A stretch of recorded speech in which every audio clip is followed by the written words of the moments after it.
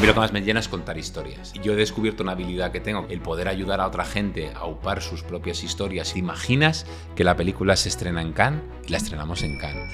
¿Te imaginas que ganamos en Annecy? Ganamos en Annecy. ¿Te imaginas que ganas un Annie? Ganamos un Annie. ¿Te imaginas que ganas la Goya? Tal, pues, Goya.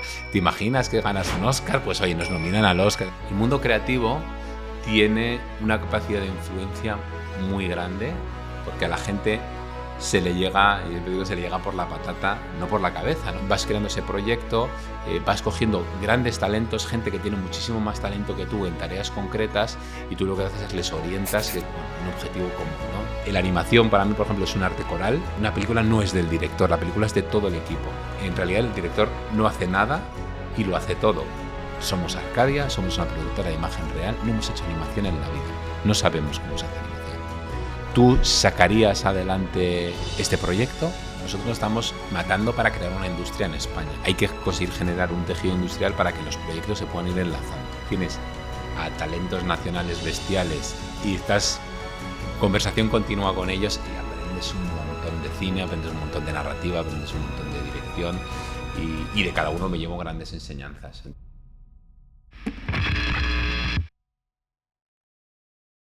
Hoy estamos con Julián Larrauri. Es productor de Robot Dreams, que ha ganado 2 Goya y ha sido nominado a los Oscar, que de hecho has estado ahí hace menos de un mes, ¿verdad? Sí, sí. Nos va a contar toda su experiencia dentro del mundo del cine de la animación, que yo creo es muy interesante, y nos va a aportar un montón. Bienvenido, Julián. Muchas gracias por invitarme. Pues nada, teníamos ganas, eres el primer productor que viene por el podcast, así que también este currículum tuyo pues puede ser muy, muy interesante para ponerlo sobre la mesa, contar tu experiencia. Y completamente. Pues un gusto estar aquí con vosotros y compartir un poco mi experiencia. Pues hay mucho de lo que hablar, yo creo, porque tienes una experiencia bastante extensa. Pero, como siempre, yo creo que vamos a empezar por el principio. Entonces, cuéntanos un poco, no sé qué preguntarte primero, si ¿por qué la animación o qué es lo que estudiaste? Que empieza tú como quieras. Venga, pues ¿por qué la animación me gusta? Y luego el lazo de por qué es lo que estudié. Pues mira, yo desde pequeño he estado con un lápiz en la mano dibujando. Me encanta el mundo creativo y escribiendo. Me encanta contar historias. Entonces, en el colegio me recordaban haciendo cómics de los compañeros, de los profesores, caricaturas, todo tipo de dibujos, inventando historias, cuentos. Entonces, de manera natural, eso me llevó a la mezcla de ilustración y narrativa, que es el cómic, ¿no? Entonces empecé a especializarme en el mundo, en la creación de cómics, ¿no? Desde muy pequeño, incluso llegando a publicar pues cómics en plan fanzine y tal con amigos y cosas así.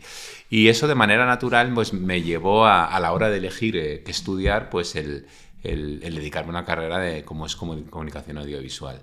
Entonces ahí fue cuando, de manera natural, y dije, ¿cómo se puede trasladar toda esta pasión del mundo del cómic en el mundo audiovisual, ¿no? Entonces yo me sentí inclinado de una manera natural al mundo de la animación, ¿no?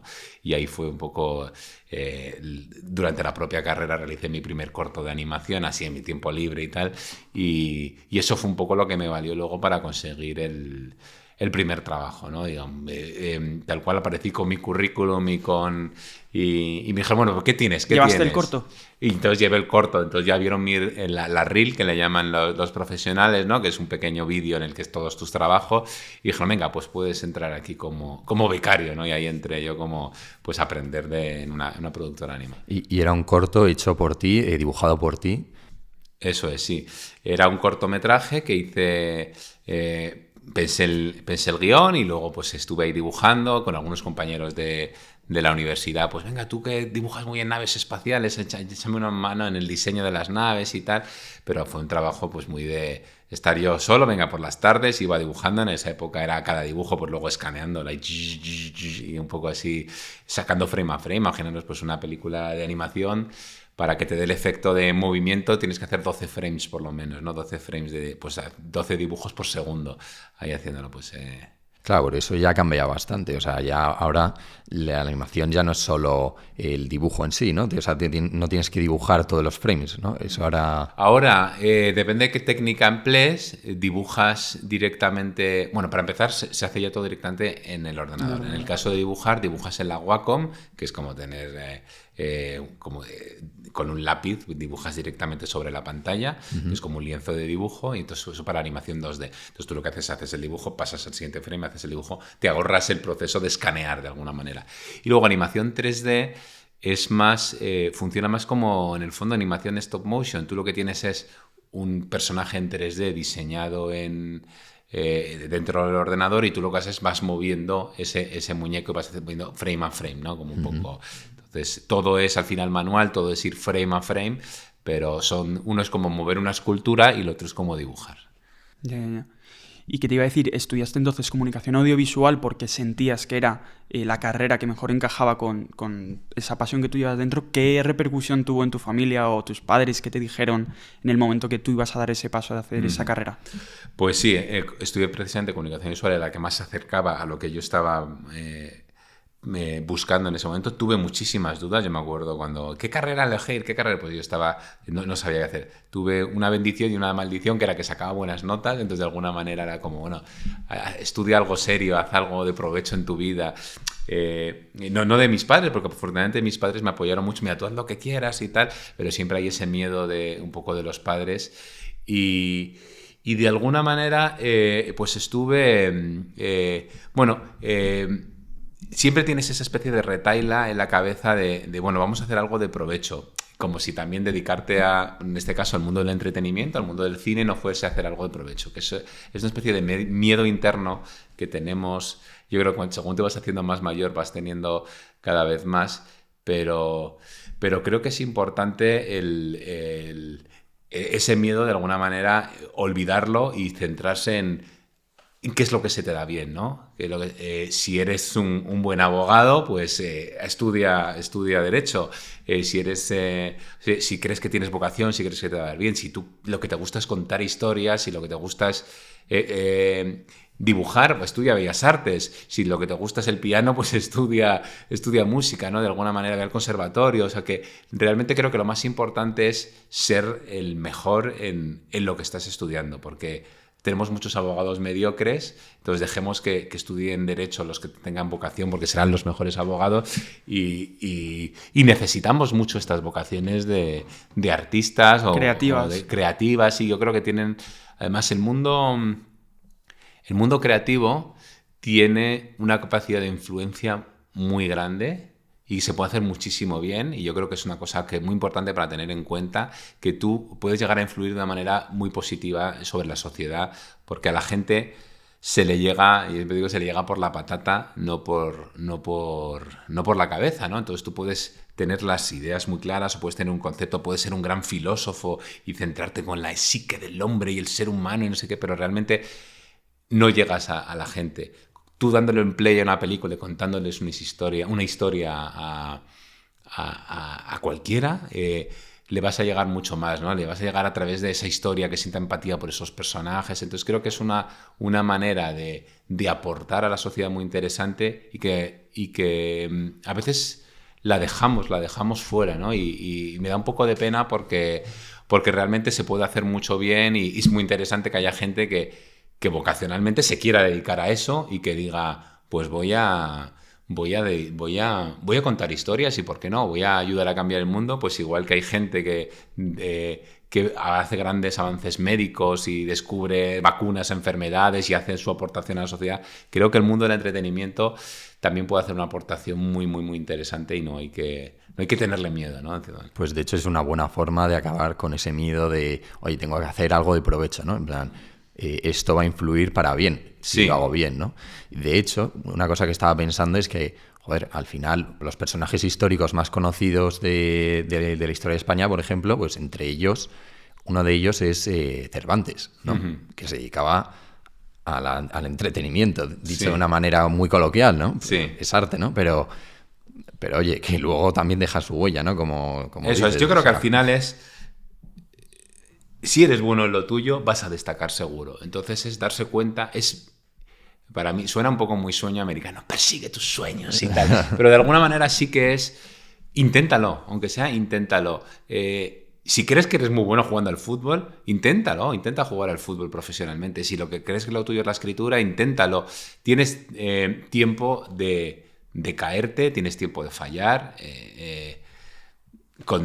Si tienes 18 años, tienes 23 años, es como, bueno, tú inténtalo. Pégate el batacazo. Probablemente te lo pegues, no va a pasar nada. Luego te levantas y lo vuelves a intentar, y si llega un momento y dices, oye, tampoco te obceques, si llega un momento es que no valgo yo, que no valgo para jugar al fútbol, que soy muy patoso, muy tal, pues bueno, pero también tendrás ya de por vida la tranquilidad de, es que yo lo intenté y sé que no es lo mío, por lo que me voy más tranquilo por esta segunda vía, porque uno al final acaba encontrando su camino, que puede ser ni A ni B y al final es algo intermedio, pero creo que sí que es importante el quitarse esos miedos mentales para de alguna manera decir, vale, yo he intentado este camino, me ha salido fenomenal, no me ha salido fenomenal también, porque se tiene que juntar que te guste con que se te dé bien, ¿no? De alguna manera, y que luego también hay un factor de suerte importante, ¿no? Que a veces por eso no hay que intentarlo solo una vez, pero creo que sí que es importante ese... Y sobre todo que te quitas también eso, las dudas, que yo creo que una de las cosas que a mí más me dolería, ¿no? Es vivir toda tu vida con la pregunta del ¿y si? Claro. ¿Y si yo hubiese hecho esto? ¿Y si hubiese salido? ¿No? Y miras atrás y dices, te arrepientes de, joder, no tuve el coraje, no tuve la valentía, no di ese paso por una especie de miedo infundado por otros o por yo mismo, sí. Y quizás es lo que tú dices, que tienes ese talento, se te da bien, dices, oye, pues voy a por ello, ¿no? Ya está. Si sale mal, pues lo que tú dices buscaré otro camino. También incluso tener la tranquilidad mental de intenté el camino A y no me funcionó, intenté el B, no me funcionó, intenté el C y el C sí que me funcionó y fantástico. Y siempre tienes la tranquilidad que vas seguro en el C y quizás tu gran pasión era la A, pero dices, lo intenté y no salió por lo que pues bueno, ya está, no tenía el talento o no tuve la suerte o... Justo. También es muy fácil decirlo, esto que voy a decir, pero también tiene que haber un punto de disfrutar de ese proceso, ¿no? Y incluso no de pegársela, ¿no? O sea, no de meterse el tortazo, no disfrutar del meterse el tortazo, pero sí de decir, oye, pues puede que me meta el tortazo, pero aún así estoy disfrutando de lo que hago, ¿sabes? No vivir con esa tensión, ese miedo constante, ¿no? O sea, sí, yo creo que eso también es la clave del trabajo bien hecho, ¿no? Cuando te vence el miedo, ya no solo es que tengas... eso en la mente de podía haber hecho esto y no lo hice, sino que realmente el trabajo que tú haces en ese momento te falta esa pasión, no estás motivado en lo que estás haciendo en ese momento, y la pasión para trabajar y para prosperar, por eso digo que seas el mejor. También que te dediques a tu pasión te ayuda a ser el mejor en eso, porque es lo que le puedes dedicar todas las energías, todas las horas, puedes estar ahí diciendo, bueno, pero es que esto es la leche, esto me encanta, entonces tienes muchas más posibilidades de destacar, de utilizar tus virtudes y tus facultades, tus habilidades en eso en concreto, porque eres el primer súper motivado en eso, ¿no? En cambio, bueno, pues si optas por otro camino, siempre estás como, bueno, pues esto tengo que hacer por cumplir porque hay que pagar las facturas o lo que sea, ¿no? A mí me ha gustado que, por ejemplo, has contado que, claro, durante la carrera haces tu propio corto en tus ratos libres, y claro, yo creo que eso es muy, muy importante, que muchas veces uno puede tener una inquietud por algo pero solo se dedica, por ejemplo, a estudiar, a las asignaturas, ¿no? Y dices, joder, pues si me gusta hablar en público, pues me meto en la asociación de debate en la universidad, ¿no? Fomentar más cosas más allá de lo que es estrictamente lo obligatorio, y hacer lo que te gusta y de ir desarrollándolo, porque quizás si no lo hubieses hecho tú por tu cuenta, a lo mejor no hubieses entrado en esa en esas primeras prácticas, ¿no? Sí, yo creo que ha ido dos fases. Una es de descubrimiento, o sea, de ver qué cosas me ofrece el mundo de alguna manera, y entonces yo creo que sí, que la época universitaria, que aunque alguno no lo crea, tienes muchísimo tiempo libre y que puedes realmente expandirte y probar muchas disciplinas diferentes y conocer muchos mundos, que creo que es lo que hay que hacer en la universidad, ¿no? En la propia definición de la palabra, ¿no? Creo que eso es muy importante. Para elegir tienes que conocer, ¿no? Entonces es conocer todas las opciones profesionales que puedes llegar a tener. Por un lado eso es muy importante, y por otro lado, bueno, pasa que a veces la gente sí que tiene súper claro. A mí me pasa que tenía súper claro qué es lo que quería, que eso lo piensa a veces gente. El que no lo tiene súper claro, lo que tiene que hacer es expandirse, decir, oye, pues oye, que la radio, oye, no, la narrativa, no sé qué. Y va probando diferentes cosas y ver dónde está más cómodo, que le guste, que se le rinja, qué pasiones, que cuando estoy con esto estoy en, como decían en la peli Soul, ¿no? En esa zona en la que el tiempo no pasa. Si uno se da cuenta que está ahí, pues realmente dice, vale, esto es lo que a mí me gusta, lo que me quiero dedicar. Entonces, lo primero es encontrar eso, ¿no? Que muchas veces es lo más difícil. Pero si lo tienes, creo que es centrar todos tus esfuerzos en eso desde que lo sabes. Yo tenía un profesor en la universidad que le llamaba alimentar a tu cerdo, decía. Tenéis que alimentar a vuestro cerdo. Decía, vuestro cerdo es esa vuestra vocación, que es así un cerdito ahí pequeñito, y lo que tenéis que hacer es irlo alimentando con todo lo que tengáis para que ese cerdo vaya creciendo. Entonces decía, en mi caso, decía, mi cerdo era la animación. Y decía, oye, pues en un trabajo estás en historia, en clase de historia, y te ponen un trabajo sobre algo de historia, pues tú hazlo de historia de la animación. No hables de la llegada del hombre a la luna o no hables de Cristóbal Colón. Tú habla de historia de animación. Si te piden hacer un cortometraje, en mi caso, que estaba estudiando comunicación audiovisual, es mucho más fácil hacer un cortometraje con actores reales. Pero, pues bueno, pues métete en el lío de hacer un cortometraje de animación, búscate las habichuelas, porque estás alimentando a ese cerdo, ¿no? En todas por ejemplo, una carrera de comunicación audiovisual que está muy orientada, o antiguamente, yo creo que ahora afortunadamente está cambiando, muy orientada en el mundo del periodismo, pues a veces era yo, ¿qué hago yo estudiando las 5W estas? Qué pesadez y tal. Pues bueno, pues siempre oriéntala, dice, bueno, pues habla de algo, si te meten algo periodístico, pues mételo en el mundo del cine o lo que sea, siempre. Llevártelo a tu terreno de un modo u otro, ¿no? De una manera u otra, porque eso lo que estás haciendo es alimentando ese cerdo que va engordando, porque luego eso realmente es lo que te va a dar ese conocimiento cuando entres en la industria profesional. ¿Y el símil del cerdo termina de alguna manera? ¿Lo llevas luego te lo pimplas. Vale. De que el cerdo no se entere. Pero sí, hombre, luego ese cerdo gordo y grande que está ahí cebadito, pues es para comerlo. Es el que te alimenta a ti, ¿no? Y si no alimentas ese cerdo, pues luego cuando dices quiero dedicarme a esto, que es un poco lo que tú decías, ¿no? Que decía, claro, yo mi primer trabajo fue enseñando un cortometraje que había hecho. Cuando uno termina la carrera va con su titulillo y a veces es como, dicen, vale, pero ¿qué? Porque hay otros 70 chavales con un título y yo no sé muy bien cuál de todos ellos es el que destaca. Si tú vas con eso y vas súper orientado diciendo, no, mira, pero si es que yo no soy un estudiante más de comunicación audiovisual, oye, yo te puedo ofrecer esto. Ellos lo valorarán, lógicamente, eres un chaval y dices, hombre, pues esto tiene muchísimos errores, yo sé corto, bueno, está subido por internet, pero espero que la gente no lo busque, porque es un corto pues bastante precario, pero de alguna manera sí que te sirve decir, vale, este chaval recién salido de la universidad, él solo ha sido capaz de hacer esto, podemos apostar. Lo que demuestra es la actitud que tú tienes para sacar adelante cosas. Sí, la actitud, y otro al final, eso es una apuesta, cuando tienes dos y son casi iguales, pues dices, bueno, pues este de aquí que se ha hecho un corto y el otro que no se lo ha hecho, pues vamos a por el que se ha hecho el corto. En el caso mío, se ha hecho un corto de animación, quizás intento pedir trabajo en un sitio en el que la animación no les importa, pues mi corto no les importaría nada, ¿no? Pero yo tenía súper claro qué tipo de empresas quería aplicar, ¿no? De alguna manera. Bueno, entonces volviendo un poco a tu trayectoria, tú estás estudiando la carrera, haces un corto, tú dibujas, o sea, estás metido en esa parte como más artística y más en esa parte de desarrollo del proyecto, pero en algún momento saltas a la producción, ¿no? Que son cosas diferentes. O sea, estás dentro de la animación, por supuesto, pero es otro papel. ¿Cómo es eso?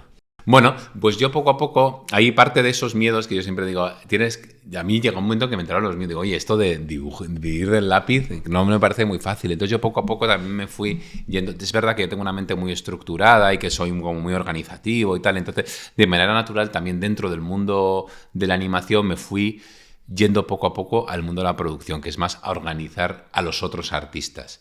Entonces, me surgió de alguna forma, de manera natural, pero siempre con ese miedo que os digo, decir, a mí me preguntas, dices, oye, no tienes sueldo, a ti te vamos a pagar, hagas lo que hagas y tal. Yo me dedico de lleno a, pues probablemente fuese a escribir. Bueno, de hecho estoy ahora terminando mi primera novela infantil, escrita y ilustrada por mí.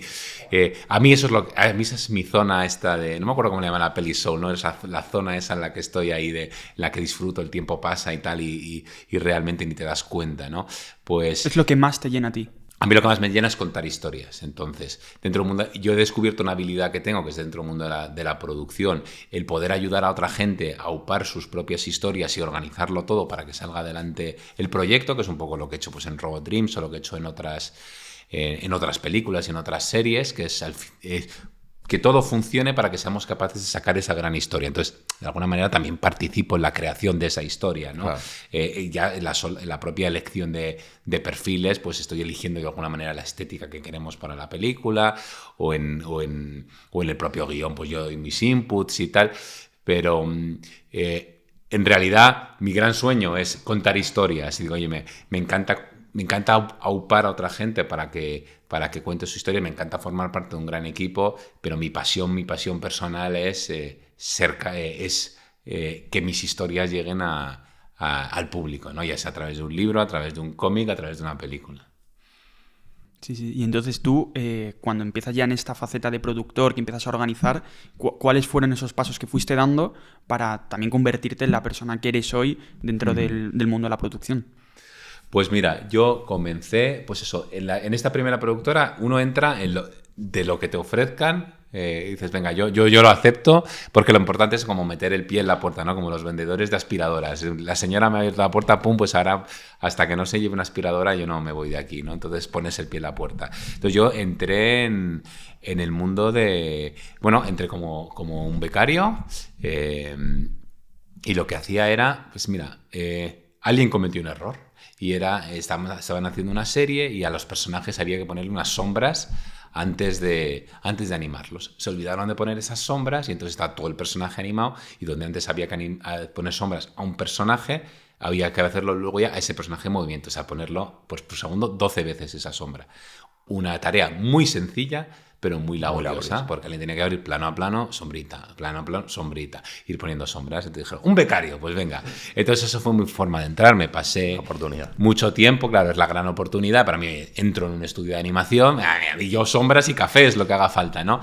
Y entonces ahí sí que entré de cabeza y me metí en, bueno, pues a dibujar sombras, y claro, hasta el momento que le dicen, oye, necesitamos a alguien que diseñe props y tal, oh, mira qué bien diseño props, y también diseña personajes y tal, abres la chaqueta y empiezas a sacar un poco todas tus habilidades, ¿no? Y la gente lo que muchas veces intenta es formar equipos fiables. Entonces, antes de buscar a una persona fuera, bueno, pues tenemos a este becario, mira, ya tenemos el contrato hecho, ya tenemos tal. Venga, pues le incorporamos dentro del equipo, y tiene una buena actitud, parece que nos roban la oficina, tal, pues oye, vamos a dar la oportunidad. Y es una cosa muy pequeña, pero vas creciendo, pues de dibujar sombras, pues pasé a diseñar props, que los props son como los elementos que rodean a los personajes, un vaso, una botella, una pistola, las cosas que tienen los... Y ahí poco a poco me fueron dando más responsabilidades creativas, que a mí siempre es como... Yo aconsejo tener ese apetito de decir, oye, pedid todo lo que... liaros la manta a la cabeza, ¿no? Pues yo empecé a entrar en...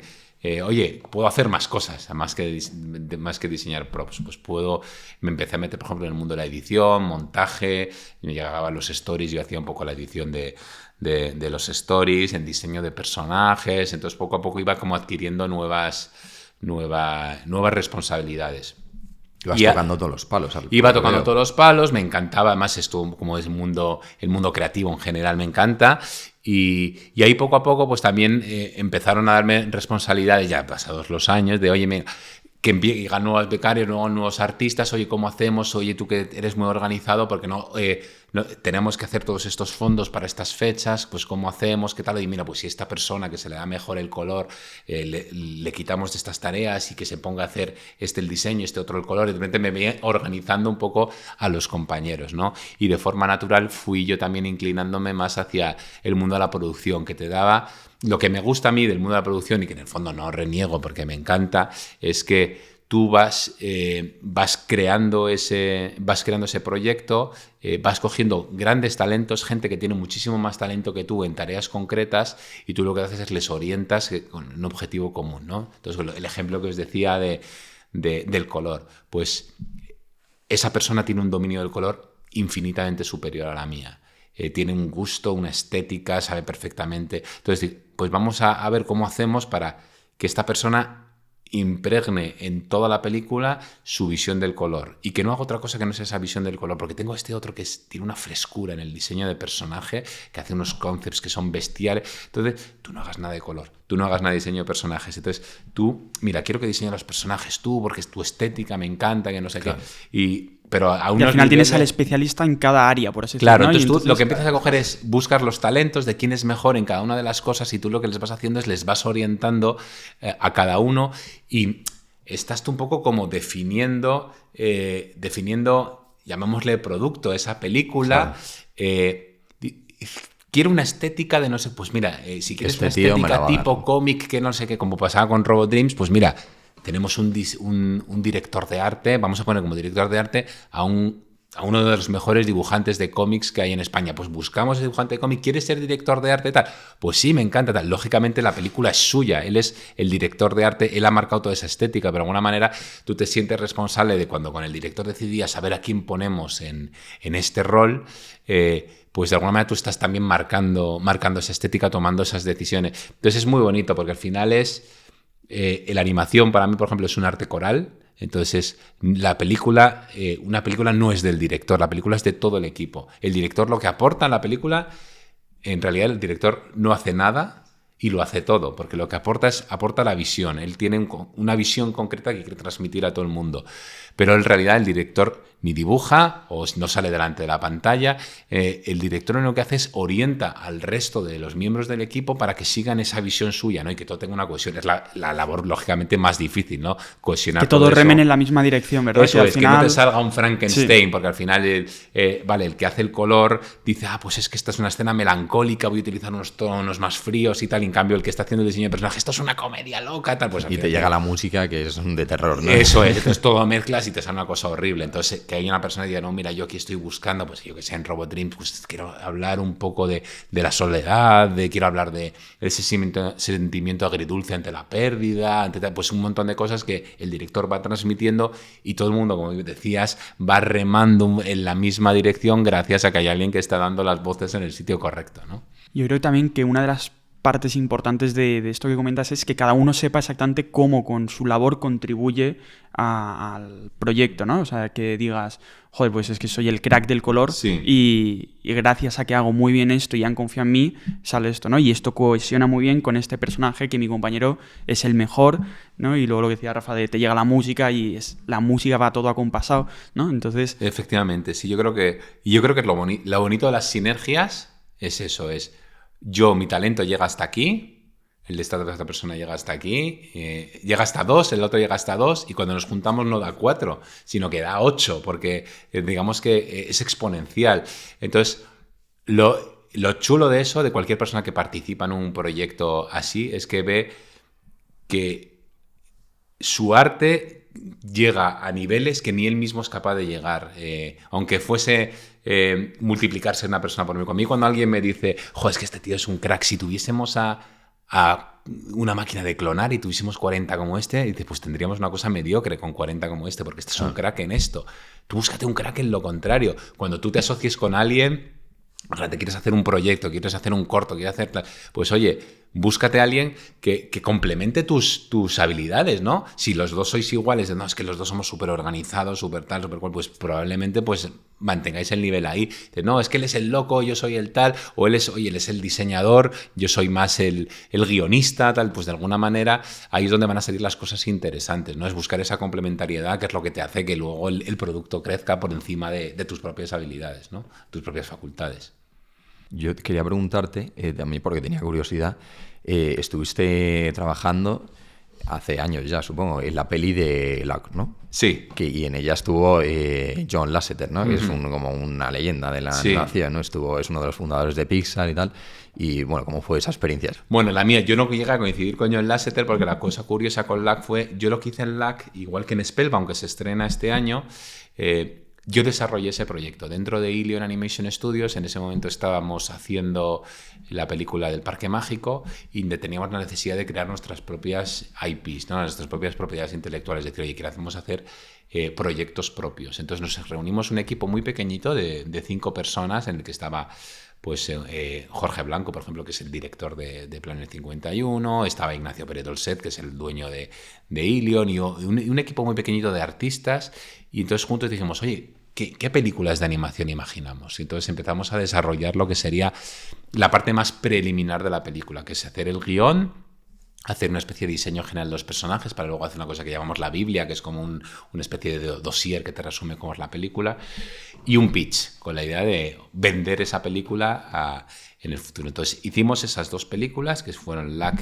y Spellbound, y se las vendimos a David Ellison, que es el dueño de Skydance. Skydance, la productora que ha hecho Terminator, Misión Imposible y todo eso. Entonces él tenía un interés en hacer animación y entonces le presentamos, fuimos allá a Los Ángeles y tal, y le presentamos estos 2 proyectos, se los presentamos el mismo día y le encantaron. Entonces nos compraron las ideas y para desarrollarlas ellos. Entonces, de hecho, desarrollarlas en nuestro estudio, en Ilion. Y luego más tarde compraron el estudio. Ahora, de hecho, Ilion ya no existe, ahora se llama Skydance Animation, que está aquí en... lo compraron luego. Lo compraron, primero, muy a la americana, ¿no? Compran el talento. Primero nos compraron las ideas, estuvieron un año desarrollando con nosotros, dijeron, esto nos gusta, os compramos, pum, y ya nos compraron el proyecto. Entonces, y el proyecto se fue desarrollando, tal. A mí luego me salieron otras oportunidades a otro lado, y ya me fui de la empresa, y más tarde buscaron a John Lasseter para que fuese como el Head of Animation de todo el área de Skydance, dentro de Skydance, que es un monstruo gigantesco, pues que fuese la persona responsable de la parte de animación. Pero bueno, saber que unas ideas que has pergiñado tú, de alguna manera, las está desarrollando una de las personas más importantes dentro de la industria de animación, pues sí que es la verdad un orgullo el decir que... Mola mucho. Que está fenomenal.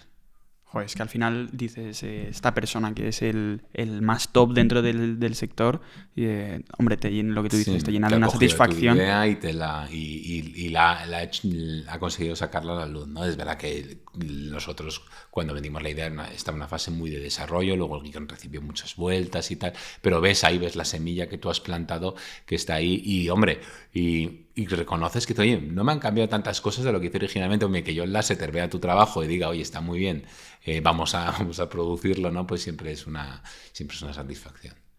Tú has dicho también que casi de una manera que era lo que tocaba, o sea, como que te fue viniendo de un modo u otro, fuiste entrando en la parte de producción como una persona que quiere entrar en eso, que le gustaría a lo mejor entrar en el cine y sobre todo a lo mejor en la parte de producción. Uh-huh. ¿Qué pasos debería dar para poder...?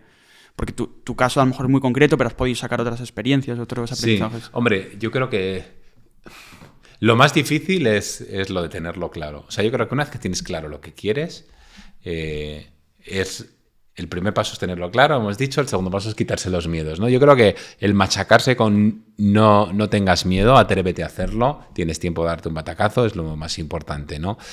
En realidad es fácil, pero tienes que hacerlo. Tienes que ir esta mañana me decía un amigo tomando un café, como no esperes a que Dios te dé las alas antes de saltar, sino que salta porque en el aire te las dará, ¿no? De alguna manera. Pues tienes que atreverte a dar ese salto, ¿no?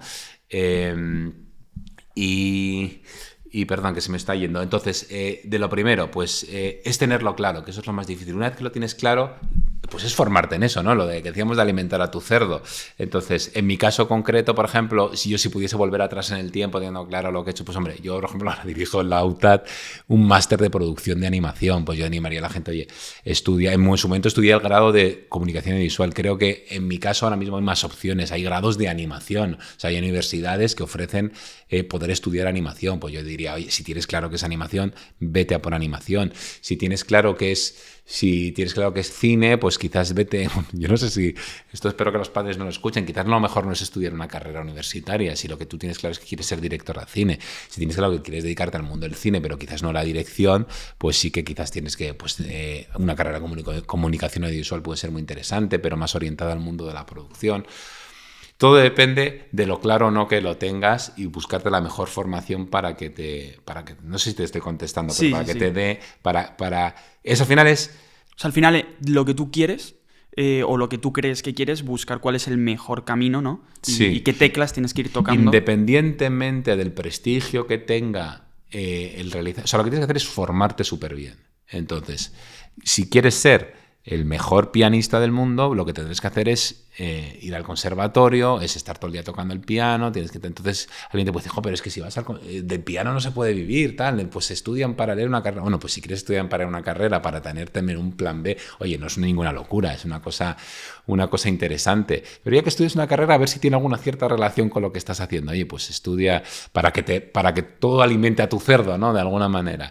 Entonces creo que eso es lo importante, el formar, o sea, hay que trabajar un montón, hay que formarse muchísimo. Entonces, lo que pasa es que dependiendo de cuál sea tu vocación concreta, el formarte un montón quizás no coincide con lo que la sociedad entiende como hacer algo de provecho, ¿no? Que sería, porque todo el mundo dice, no, es que quiero ser el mejor abogado, perdona que siempre pongo el ejemplo de abogado, ¿no?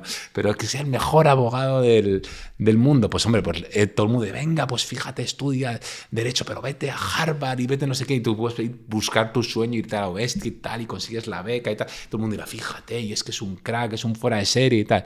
Pero si quizás dices, quiero hacer cine, y dices, pues me voy a ir a la UCLA en Estados Unidos, este tío, pero ¿por qué hace esto? Para despreciar su vida. Claro, y es todo lo contrario. Bueno, pues busca dónde es el mejor sitio donde se enseña eso. Yo, por ejemplo, me acuerdo de chaval que me fui a CalArts, que es la universidad de Disney que está en California, y bueno, era carísimo, no podía y tal, y era como un sueño inalcanzable, pero de alguna manera lo intenta, ¿no? Y te ver qué pasa aquí, qué tendría que hacer, qué becas, qué no sé qué tal, ¿no?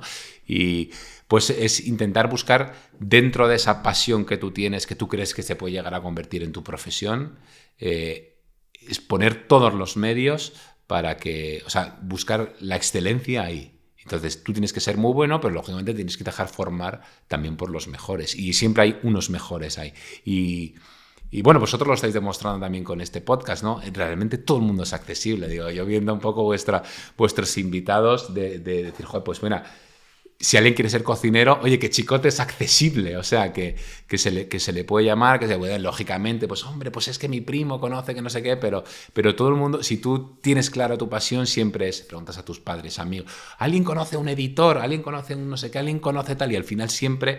encuentras una persona, ¿no? ¿Cómo es la teoría esta de los tres, cómo es? Los tres vértices, no sé cómo se llama. Sí, que estamos conectados justo. Sí.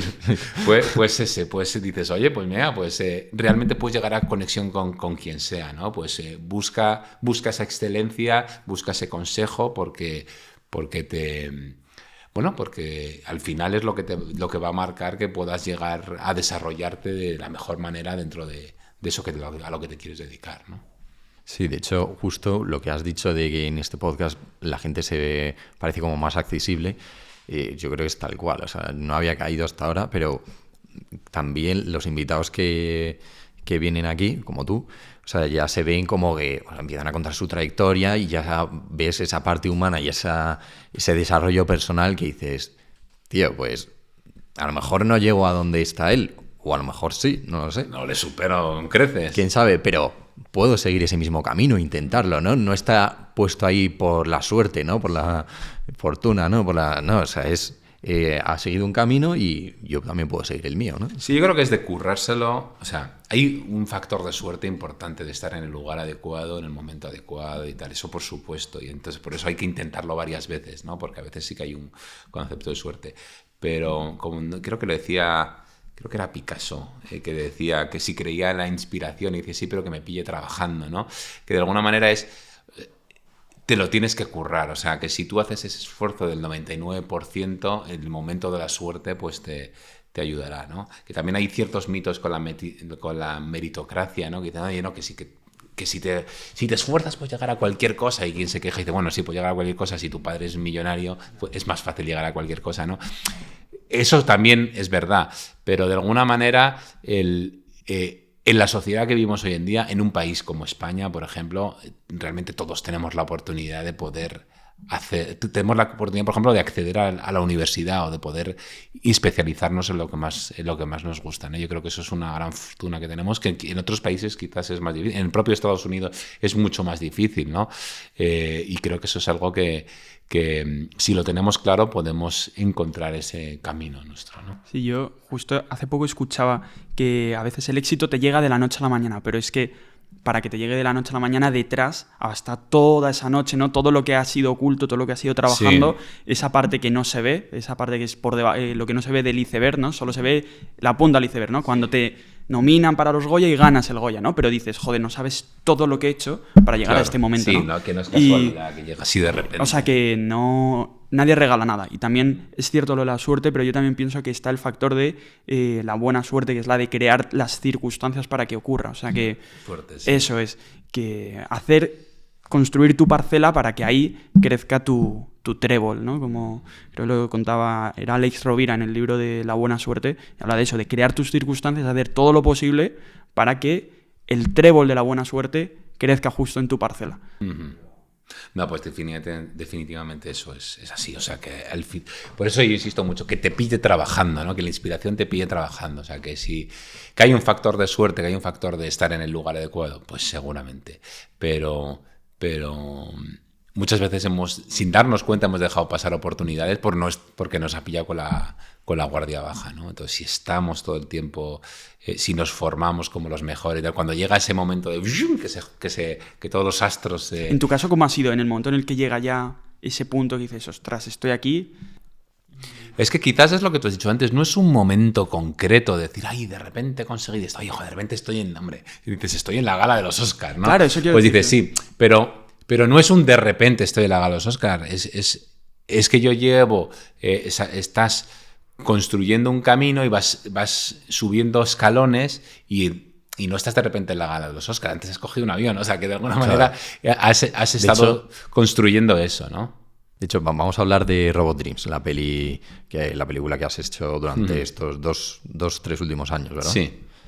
¿Cómo ha sido la experiencia Pues mira, con Robot Dreams, por ejemplo, para que veáis cómo crece un proyecto desde el principio. Partimos, nos saltamos unos cuantos años en mi carrera, tengo ya cierta experiencia dentro del mundo de la producción de la animación, pues he hecho Mortadelo y Filemón con Javi Fesser, he hecho varias series, he hecho Parque Mágico, tengo cierto prestigio ya dentro de la industria de la animación y en ese momento pues me llaman mandándome un guión. Me dicen, oye, mira, tenemos este guión, tenemos a este director que es Pablo Berger y estamos buscando a alguien que nos saque esta película adelante. Somos Arcadia, somos una productora de imagen real, no hemos hecho animación en la vida, no sabemos cómo se hace animación. ¿Tú sacarías adelante este proyecto? Me leo el guión, me quedo fascinado. Digo, Pablo es un genio, esta película tiene muchísimo alma. En ese momento me estaban llamando para otros proyectos bastante potentes, algunos fuera de España, en el que alguno me dijo, ¿estás loco? ¿Qué haces cogiendo esto? Digo, mira, yo venía de hacer algunas, lo que digo, pelis súper mega millonarias de estas de americanas, pero que no tenían alma detrás, ¿no? Entonces, me enamoré de la historia. Dije, oye, esto que está contando Pablo es súper interesante. Y dije, venga, vamos a hacer esta película. Y fue pues tal cual. Una vez leído el guión, dije, venga, me meto en esta película. Entonces dije, vale, pues venga, a montarlo todo. Entonces, en ese momento estaba el director con un guión y el director de arte, que ya estaba seleccionado, y era, bueno, Julián, muy importante, aquí tienes el dinero.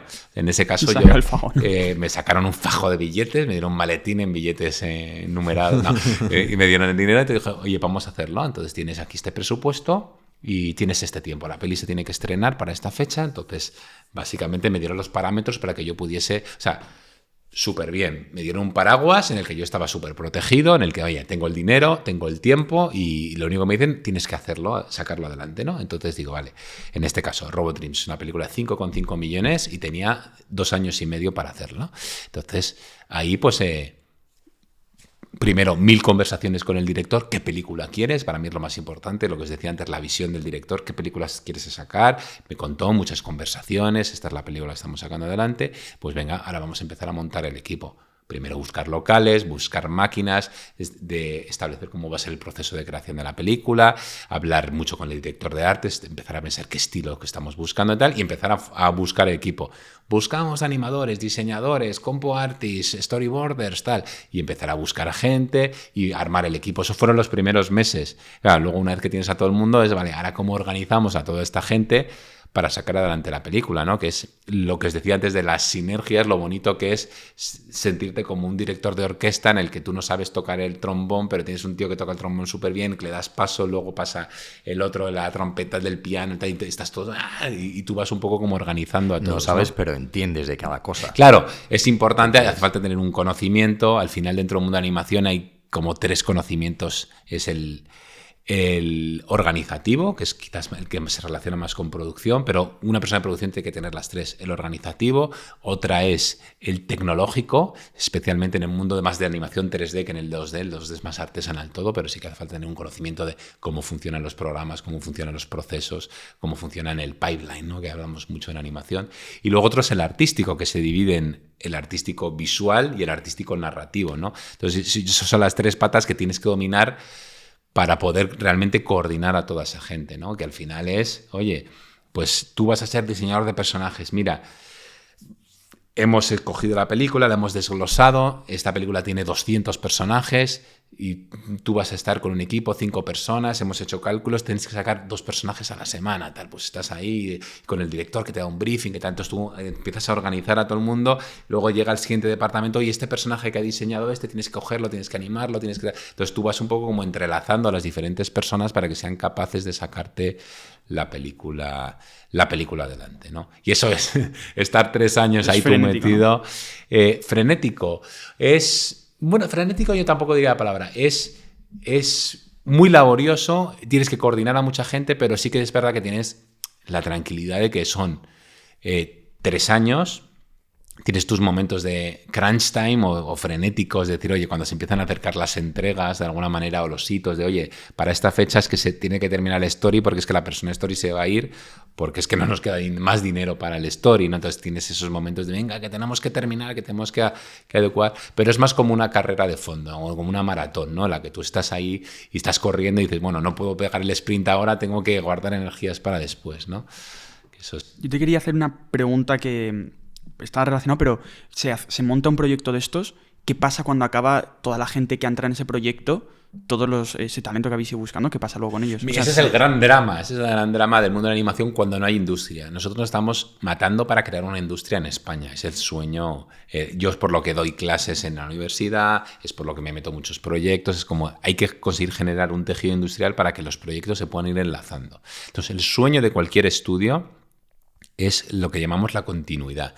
Es decir, estás con una película y detrás de esa película enlazas otra y enlazas otra y enlazas otra. Entonces así no tienes que dejar marchar a todo el equipo que has conseguido reunir. Entonces, por ejemplo, en el caso de Robot Dreams, desde el principio me dijeron, Julián, puedes montar un estudio que vamos a desmontar después. O sea, ya en este caso claro, le llamamos el pop-up estudio. Desde el principio sabíamos que ese estudio se iba a desmontar pasado 3 años y todo el que entraba decía, oye, entras para este proyecto y luego se termina, lo que sea.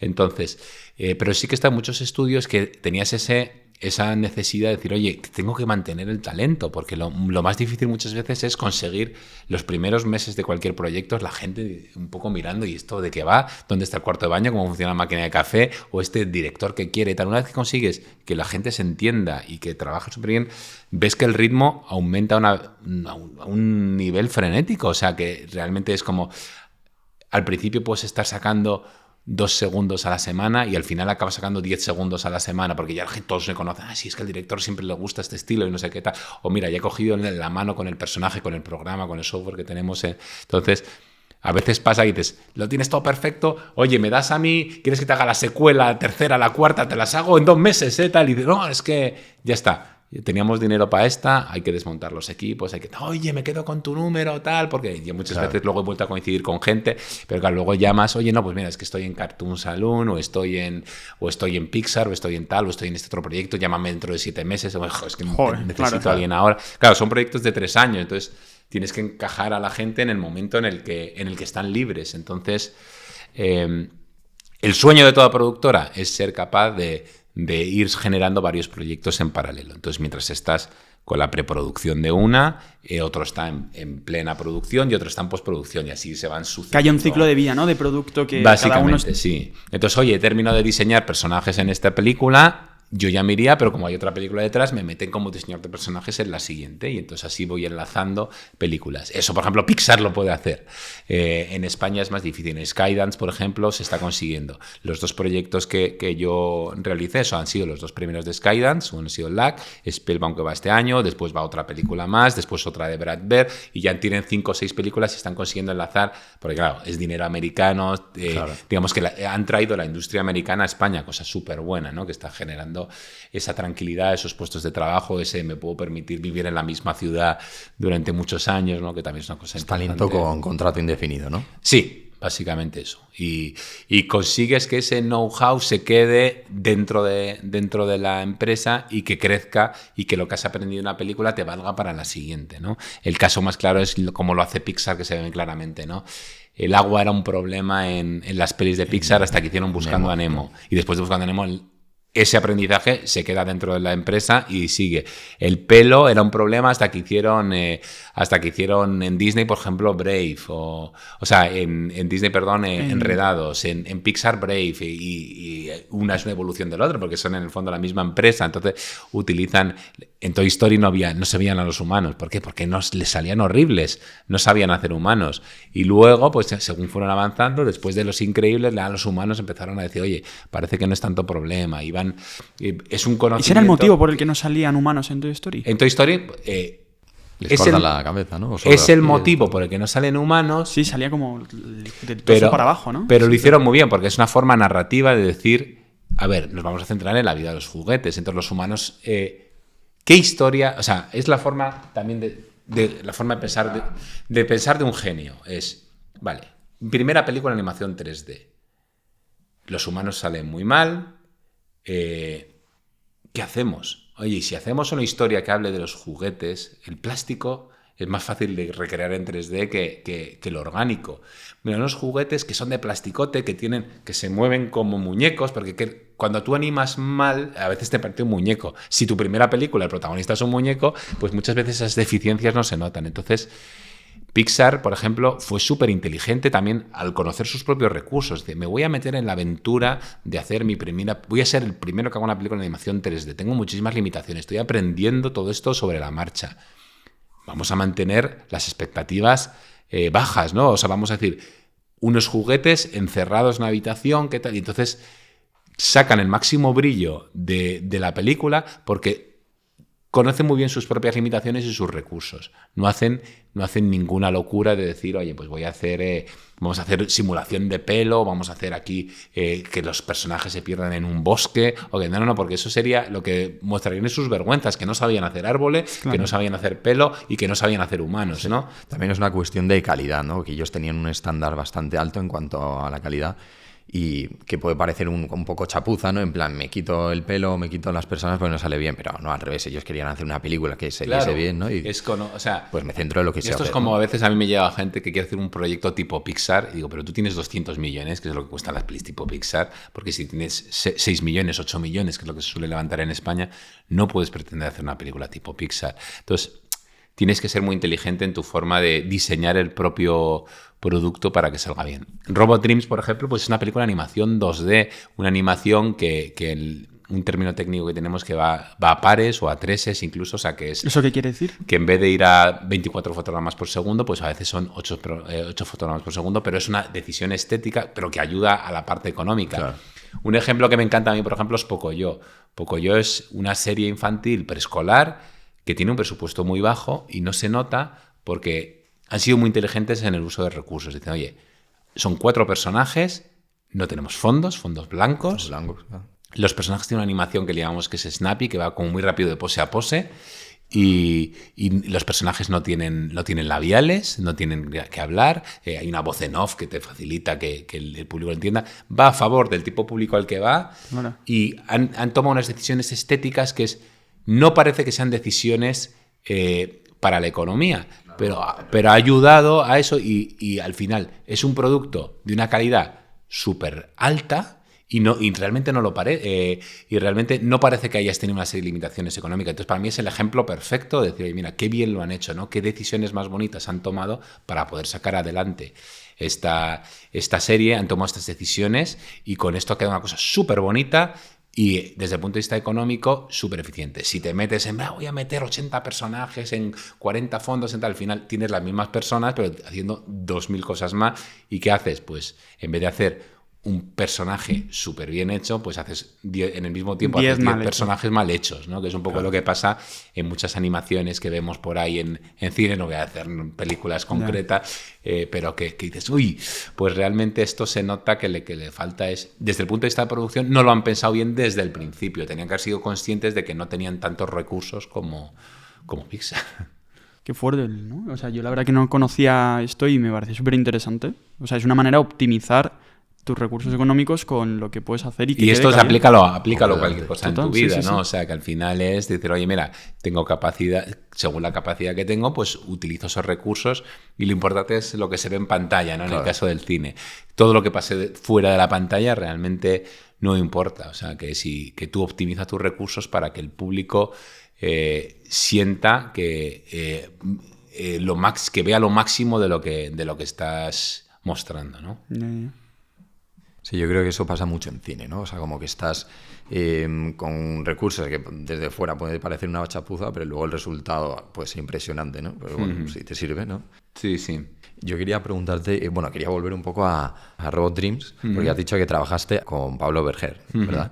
Y que viene de, es su tercera película, creo, su primera de animación. Sí. Su debut fue con Blancanieves, que ganó 10 Goya, ¿no? Blancanieves es su primera, yo creo, no sé si es su primera, creo que Torremolino es su primera. Tiene un palmarés bastante importante. Entonces, yo creo que también por tu papel de productor estaría interesante que comentases cómo ha sido trabajar con él como director.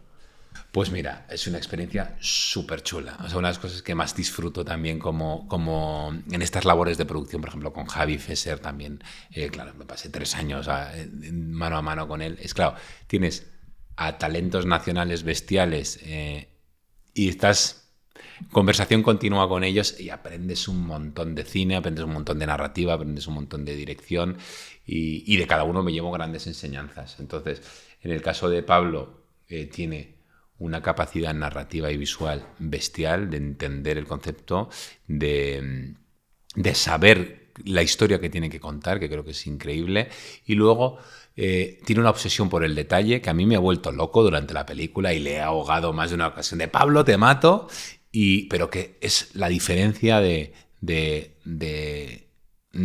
producto bueno a la obra maestra. Y eso, por ejemplo, de Pablo me llevo ese aprendizaje de la obsesión por el detalle, de no, es que tiene que quedar perfecto. Por ejemplo, estaba obsesionado con, esta es una peli histórica. Mira, los personajes son perros, son animales, son no sé qué. Tenemos que conectar con el público. Entonces vamos a hacerlo. Esto es en Nueva York de los años 80.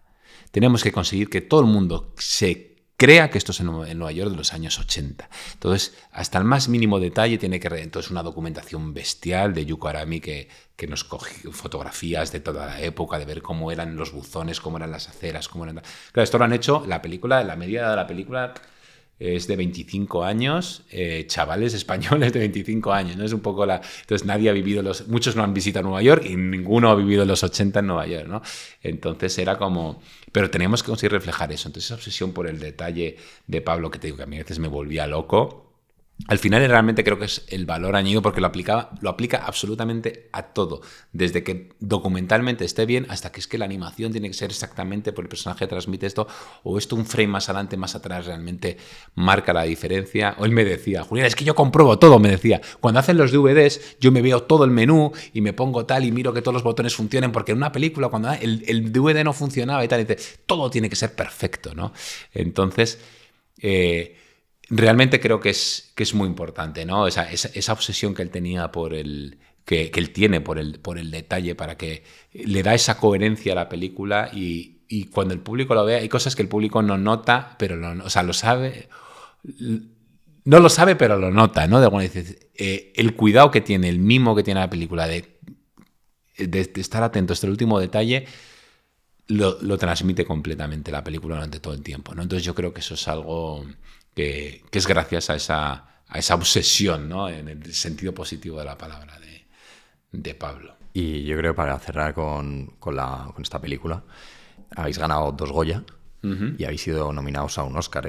¿Cómo fue la reacción cuando Te enteraste. Bueno, pues fue una... Sí, no, realmente fue una locura, porque cuando te metes en un proyecto sueñas a lo grande. Y yo me acuerdo hablando con Pablo de, joder, esta película, nada, es muy grande, joder, ¿te imaginas? Es una película pequeñita, es una película de 5 millones, para que os hagáis una idea. Las otras nominadas al Oscar, la nuestra era de 5 millones. Las otras nominadas al Oscar habían costado 100 millones, menos la de Elemental, que había costado 200 millones. Entonces era como, esto era un David contra Goliat completamente. Claro. Entonces, uno siempre sueña, ¿no? Es decir, ni en tus mejores sueños uno siempre sueña. Oye, ¿te imaginas que la película se estrena en Cannes? Y la estrenamos en Cannes. ¿Te imaginas que ganamos en Annecy, el mayor festival de animación europeo? Ganamos en Annecy. ¿Te imaginas que ganas un Annie? Los Annie son como los Oscars de la animación. Ganamos un Annie.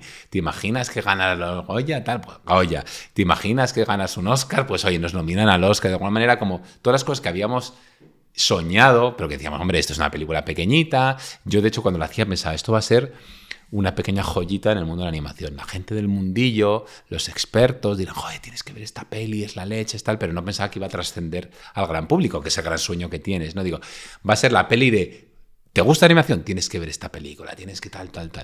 Y claro, cuando comprobamos que todos esos sueños que teníamos, que tal, yo decía al Pablo de broma, sí, luego el último el Nobel, que nos den el Nobel, tal.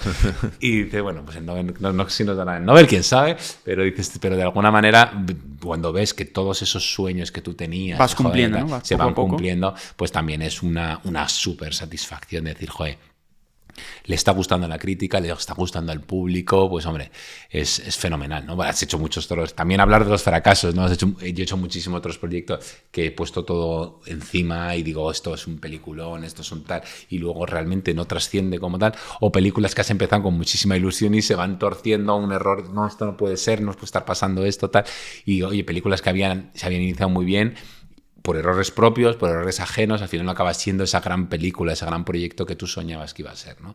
Y todo eso, pero sobre eso has construido, porque yo al final toda la experiencia que he tenido de todos esos fracasos, por ejemplo, me han llevado a éxitos como que la gente conoce, como Mortadelo, como Wonder Park, como Robot Dreams, que son aprendizajes, ¿no? Que aplicas sobre la siguiente. Esto no me vuelve a pasar, ¿no? De alguna manera. En su momento, cuando tuviste... Claro, es que yo también lo que veo es que hay un punto en el que ya se escapa de ti lo de si esto va a tener éxito o no, ¿no? Que al final depende de que le guste al público y tú dices, joder, pero si está muy bien, ¿por qué no ha tenido... ¿Cómo se gestiona esa frustración que puede generarte, no? Sí, Porque... hay cosas que ya se escapan un poco de ti en el sentido de que hay departamentos que entran después que tú haces la película, pero tú no llevas, por ejemplo... yo, en mi caso concreto, por ejemplo, no llevo la campaña de promoción de la película. Y dice, yo no hubiese hecho esto así, yo hubiese estrenado en esta fecha, oye, no hay dinero suficiente para promocionar la película, tal, oye, el exhibidor no se está aportando, tal. Pues son cosas que a veces tu frustración es como, joder, después de todo el esfuerzo hecho, pues que quizás el distribuidor no apueste por la película. Joder, yo creo que al público le hubiese gustado, pero el distribuidor no estuvo dispuesto a ponerlo en 200 salas. Entonces siempre te queda... A veces pasan esas cosas, ¿no? Y eso también es un poco como duro. Hay veces que hay... Ni siquiera digo con proyectos propios, que a veces ves la equivocación que se tomó. Por ejemplo, una de mis películas favoritas, que es El Gigante de Hierro, el distribuidor no apostó por ella. Warner Bros. La hizo y la metió en un cajón, prácticamente la estrenó directamente en DVD y luego con el tiempo se ha ido convirtiendo en una película de culto, ¿no? O yo qué sé, o La Casa de Papel, que la cancelaron en la televisión lineal porque no funcionaba tal y no era culpa del programa. Aparece en la plataforma, estaba en el sitio inadecuado y de repente la plataforma explota y se convierte en un éxito internacional, ¿no? Entonces... Hombre, esto siempre le sirve a uno. Si a mí me hubiesen puesto en plataforma, mi película hubiese sido un pelotazo, ¿no? Pues siempre... Pero bueno, es una mezcla de todo. Por eso también hay ese factor que decíamos de estar en el lugar adecuado, en el momento adecuado, pues también pasa con el proyecto que has terminado, ¿no? Algunos proyectos se desinflan porque tú no lo has hecho bien, otros se desinflan porque después la película no ha conseguido estar en el sitio adecuado. Estrenas y joder, en el momento ha venido Disney y ha estrenado un pelotazo enorme y toda tu película se queda ahí. Claro, porque eso, uno sabe lo que va a estrenar la competencia. Con cierta antelación. O sea, por ejemplo, este verano estaba ahí a la vez Oppenheimer con Barbie, ¿no? Sí, entonces de repente era el wow, ¿cuál va a tener más peso? Son peleas internas. Hay normalmente hay una especie de calendario que todo el mundo sabe, pero aquí los que mandan son pues Disney, por ejemplo. Disney decide, o sea, todo el mundo está colocadito y tal, de repente Disney dice, oye, que voy a adelantar 2 meses mi película, no sé qué. Entonces de repente todo el mundo Disney cambia todo, mierda, Disney, pues entonces yo me muevo aquí, este se mueve aquí, todo el mundo se recoloca, tal. Entonces, o sea, porque si lanza Disney, todo el mundo se quita de ahí para que no, por ejemplo, no le todo el mundo solape, se ¿no? quita. Hay quien no se quita, hay quien dice, hombre, Disney va a meter tal, pues yo meto mi película de autor de no sé qué, no sé cuántos, que no va por el público de Disney, que es otro público, pues que vayan a esa película, ¿no? Entonces, eso sí que funciona muy así, y a veces ahí lo que hay es pues ya lucha de egos, ¿no? Entonces, por ejemplo, es lo que pasó con Oppenheimer y Barbie, que en plan de, pues yo estreno aquí. No, pues que yo también voy a estrenar aquí. No, pues quítate. No, quítate tú. No, que te quitas tú. No, yo no me quito, yo tal. Entonces, luego pasó la de Barbieheimer, ¿no? Que al final se convirtió, por casualidad, se convirtió casi en el éxito gracias a Tom Cruise, que no era ni de Barbie ni de Oppenheimer. Sí. De repente se convirtió en... No, es que hay que ir a ver las dos, ¿no? Pero muchas veces, a mí me pasó, por ejemplo, con Mortadelo y Filemón y Pingüinos de Madagascar. Se estrenaron a la vez las dos películas y normalmente una película el primer fin de semana... me invento las cifras que no me acuerdo de memoria. Imagínate que recaudan 3 millones, pues se llevó... Todas las películas de animación recaudaban más o menos 3 millones en esa época. Pues se estrenan a la vez, hablando, no estrenéis a la vez, no estrenéis a la vez vosotros, vosotros sois unos españolitos, no nos vais a hacer daño, tal. Y nosotros, no, pero de verdad que es que tal, estrena más tarde, que tal. Ninguno se quiso cambiar su decisión y ese fin de semana la mitad de la taquilla se fue a una peli, la otra mitad a la otra, 1,5 cada una. Pues una pena porque por una mala estrategia desde el punto de vista del distribuidor, de los distribuidores de las dos películas, porque realmente podían a ver, oye, retrásate tú 2 fines de semana, no, pero aquí es como, no, es que creo que mi película va a arrasar a la tuya y tal. Ahí podéis meter mano ahí los productores o desde producción o eso. Hombre, ya pues tú puedes dar tu opinión, pero es como ellos ya... dicen, mira, yo no me meto en cómo tienes que hacer gruesa la línea del dibujo, tú no te metas, yo sé dónde. Y muchas veces, y tienen razón, muchas veces como yo puedo tener mi opinión personal de hombre, pues no, esta película mejor estrenarla tal, mejor hacerla cual, y yo no soy el experto en eso, así que muchas veces mejor. Si quieres comentar un poquito los Oscar, ¿cómo ha sido tu experiencia en los Oscar?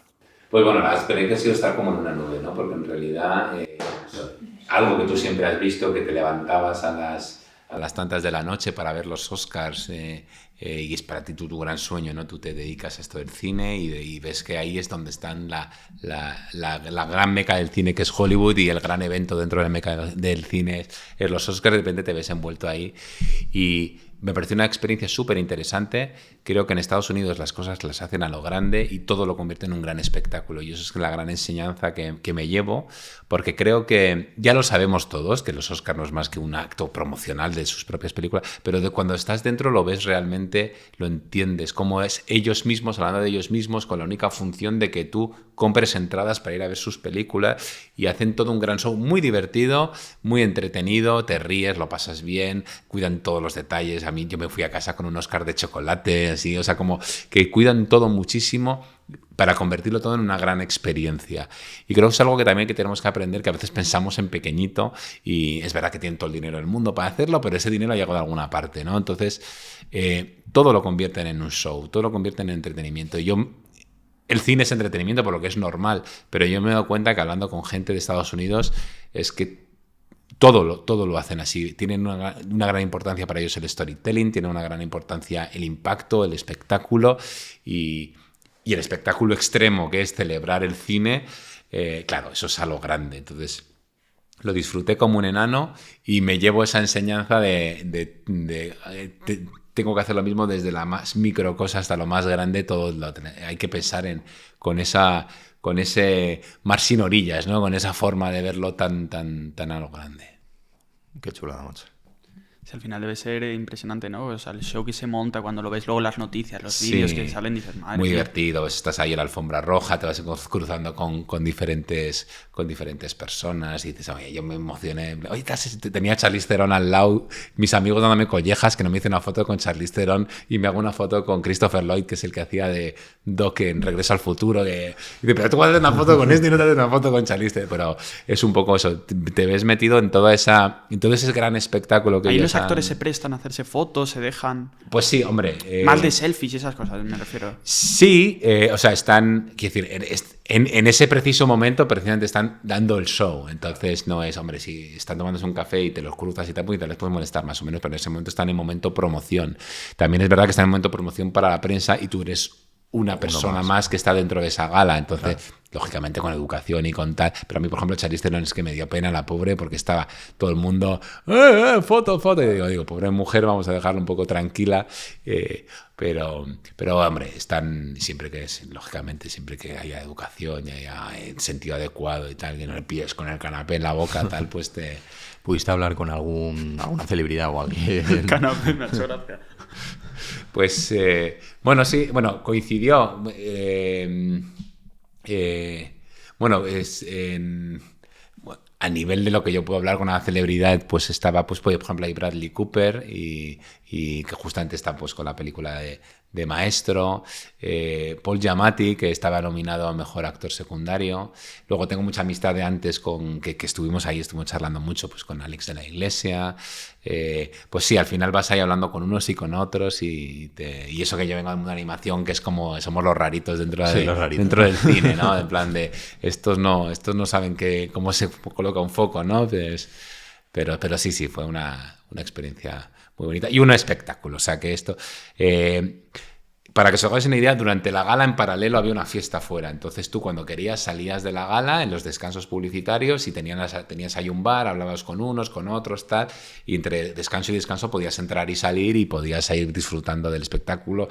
Llegabas y en tu sitio tenías un paquetito con un regalo que tenían unas palomitas, unas postales, todo para que te fueses, vamos, con una sonrisa de oreja. Todo muy bien cuidado, ¿no? Todo muy, muy, muy bien cuidado. Bueno. Parece que lo hizo Pablo Berger, cuidando todos los detalles. Ya, eso te iba a decir, que lo de los detalles que nos has contado, joder. Sí. Vamos a terminar con unas preguntas finales como de podcast que hacemos siempre. Entonces, si quieres hacer la primera. Vale, pues lo primero que te queremos preguntar, ¿vale? Así pregunta de programa es, tú ya una vez que también, imagínate, ¿vale? Que ahora mismo te encuentras a una persona joven en un ascensor y va a subir a la 7ª planta, por ejemplo. Y claro, y ese joven está inquieto, no sabe qué hacer con su vida y tienes ese tiempo de ascensor para darle un cierto consejo, a lo mejor de cómo encontrar tu pasión o qué hacer, ¿no? Esas dudas. ¿Tú qué le dirías a esa persona? Bueno, de manera breve, ¿no? Porque tiene que ser ese... Sí, creo que lo hemos hablado, ¿no? Que para mí sería no tengas miedo de intentar ese sueño.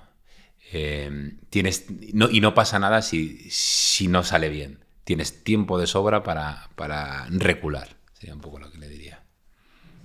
La siguiente pregunta va un poco en la misma línea, ¿vale? Ahora mismo estás con tu yo de joven y entonces es un poco una doble pregunta, que es, ¿estaría orgulloso de lo que te has convertido? ¿Y qué le dirías? Yo creo que estaría así, que estaría muy contento. Oye, ¿qué tal los Oscars? Me preguntaría. Y no, y estaría contento. Te lo vas a pasar bien. Eso es. Me dirían. Y no, me estaría contento. Oye, fíjate, en mi pasión que era dibujar, mi pasión que era contar historias, pues estoy viendo que de alguna manera la estoy consiguiendo, ¿no? Entonces yo creo que sí que me darían unas palmaditas en la espalda. Y la segunda pregunta era, ¿qué le diría? ¿Y qué le dirías? ¿Qué le diría? Pues en el fondo yo creo que es que estamos yendo en la misma dirección, en plan de... Céntrate en las historias, en esta pasión que es el mundo de la animación, porque es donde puedes brillar más. Yo creo que debería ser, o sea, debe ser muy alentador el hecho de que te digan, dentro de X años vas a seguir con la misma mentalidad y con las mismas ideas, más o menos, ¿no? Porque dices, coño, pues sigo por aquí, ¿no? Claro, no lo sabes, ¿no? Pero sí. Bueno... Pues nada, Julián, ha sido una gran conversación. La verdad es que me ha encantado. Y nada, te agradecemos muchísimo que hayas venido y espero que vengan otros muchos éxitos como Robot Dreams. Pues nada, un placer estar aquí. Enhorabuena por esta iniciativa. Creo que es súper interesante y muy necesaria porque exceptuándome a mí, el conjunto de talentos que estáis ahí reuniendo, creo que es muy interesante. O sea, para cualquier oyente, el poder recibir inputs tan diferentes de personas de disciplinas tan tan distintas, creo que es un lujo y una cosa muy interesante. Así que enhorabuena por el podcast. Pues muchas gracias y eso, te agradecemos tu rato porque una conversación cargada de enseñanzas que dan que pensar, ¿eh? O sea que... Me alegro Muy mucho. bueno, muchas Nada, gracias. Julián.